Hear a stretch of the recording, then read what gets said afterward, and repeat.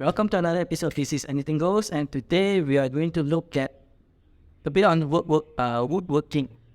Alright, so a common problem that we have sometimes the lovers or wood that has not been dried properly is tree sap leaking.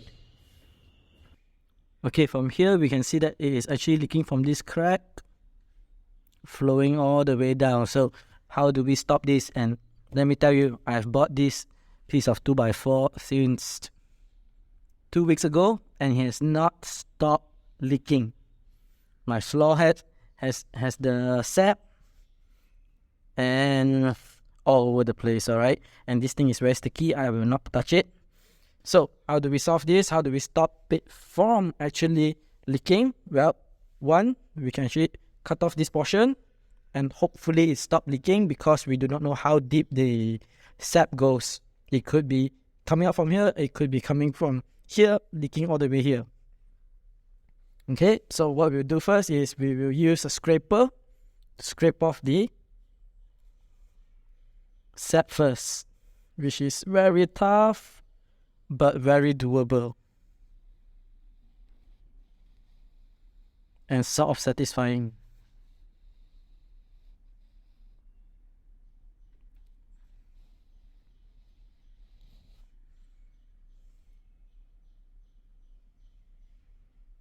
Okay, so scrape it off first, and to remove this from your scraper, you probably need some oil, not just soap, but oil.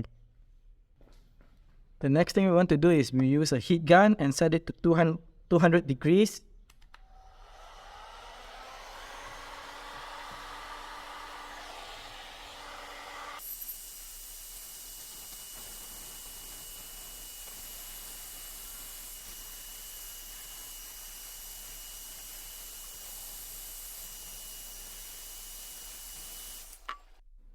Okay, from here you will see that I'm blowing from the top, but the sap will be coming from the side.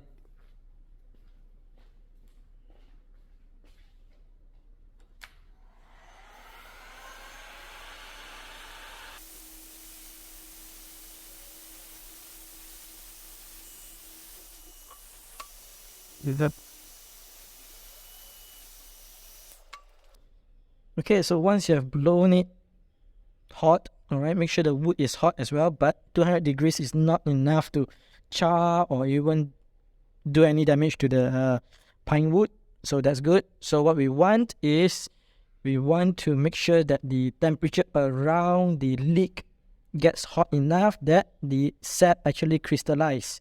Now notice that I try to spray it as thin as possible, so that later on, once it has crystallized, probably in a day or two, you can actually sand this and you look nice. It will look something like this. Okay, then you can put wood filler and you probably won't even notice it's there. Alright, now this is one of those that I've already done a couple of days back, so you can see that it has crystallized and it's dried up.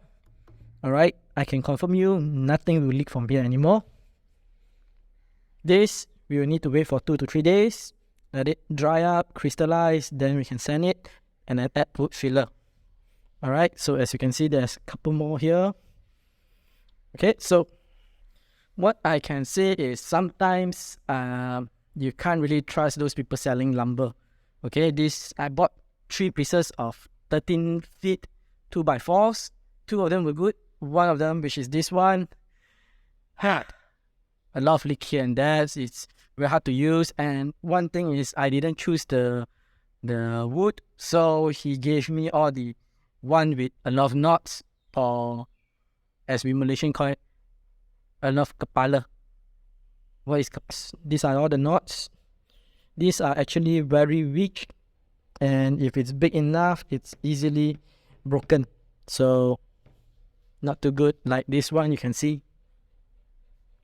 even sanding it feels weird, but you can sand it down, just weird, very bad quality. So yeah, when you buy a wood, make sure you choose a good one. As you can see here, I got the short straw on my end. Okay, so I hope you learned something. I am getting into a bit of a woodworking. I'll post some videos on those as well. Hopefully you like it. If you do, make sure you hit the subscribe, make sure you hit the like and bell button so you get notified in the future on my next uploads. Alright, not only that, just to let you all know, I do car DIYs, home improvements, as well as starting on woodworking now. I think I am discontinuing the series for the heat gun series as well as the ultrasonic series because most people just don't watch it, right?